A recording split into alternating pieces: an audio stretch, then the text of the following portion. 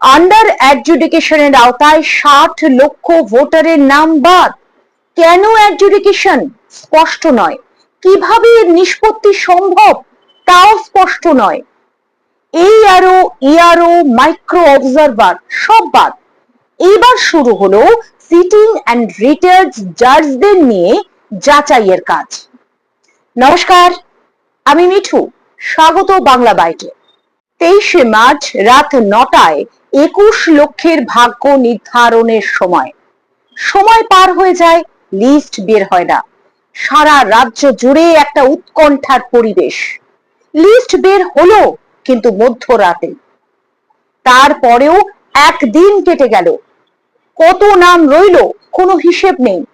কোন কোন বিধানসভায় কত নাম বাদ গেল তারও কোনো হিসেব নেই। মধ্যরাতে লিস্ট বের হওয়ার কারণ দায়িত্বপ্রাপ্ত বিচারকেরা সময়ের মধ্যে ই-সাইন পাঠাননি। ভাবা যায়, সুপ্রিম কোর্টের নির্দেশে কাজ হচ্ছে, সেখানেও সরকারি গয়ঙ্গচ্ছ মনোভাব স্পষ্ট। এরপরেও ভোটারদের ভরসা থাকবে? এর মধ্যে আবার কেন্দ্রের শাসক দলের প্রতীক আঁকা প্যাডে কেরলের নির্বাচন কমিশনের নোটিফিকেশন, সব মিলে ঘেটে খ। আজ অর্থাৎ 25শে মার্চ নির্বাচন কমিশনের আপডেট হলো 60 লক্ষ আন্ডার অ্যাডজুডিকেশনের মধ্যে 32 লক্ষের মীমাংসা হয়েছে, যার মধ্যে প্রায় 13 লক্ষ ভোটারের নাম বাদ, মানে প্রায় 40% বিবেচনাধীন ভোটারের নাম বাদ। আগের খসড়ায় প্রায় 58 লাখ বাদ গেছে, ফাইনালে আরো 5 লাখ, মানে সংখ্যাটা হলো 63 লাখ বাদ গেল।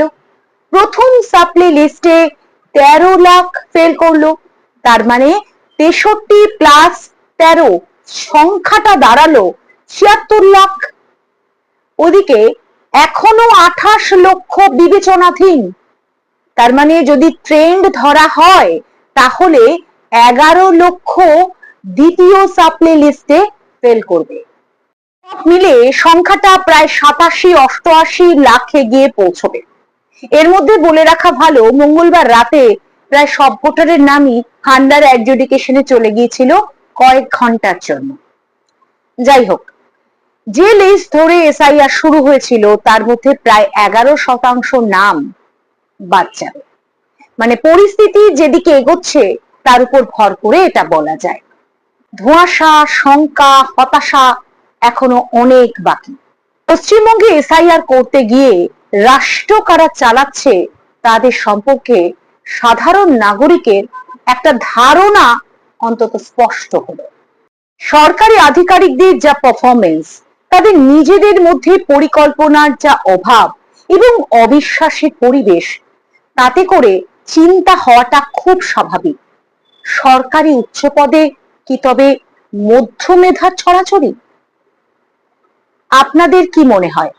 অবশ্যই মতামত জানান এবং সেই সঙ্গে বাংলা বাইটের সঙ্গে থাকার অনুরোধ রইল। ভালো থাকবেন, নমস্কার।